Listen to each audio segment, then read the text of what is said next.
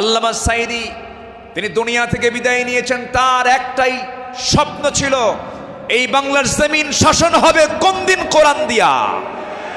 এটাই তার স্বপ্ন ছিল। সেই স্বপ্ন পূরণ করার জন্য আল্লামা সাঈদীকে জীবন দিয়ে ভালোবাসেন আপনারা, আমি বিশ্বাস করি। কারণ 100 বছরের ইতিহাসে এমন রেকর্ড নাই। আল্লামা সাঈদীর শুধু ফাঁসির রায় দিয়েছিল, সেই রায়কে কেন্দ্র করে একই দিনে শতাধিক মুসলমান শাহাদাত বরণ করেছিল।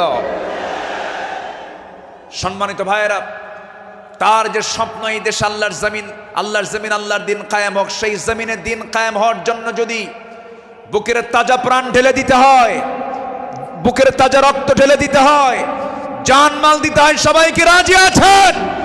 রাজি আছেন কারা কারা? হাত উঁচু করে দেখান মুসলমান।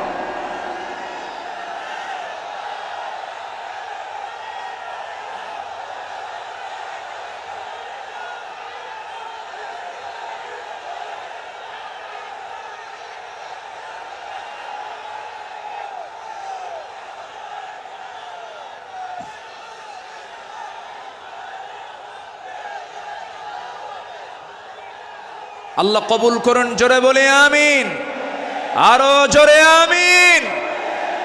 হাত নামান, বসুন। আমি তো দাঁড়াতে বলি নাই, আপনি দাঁড়ালেন কেন?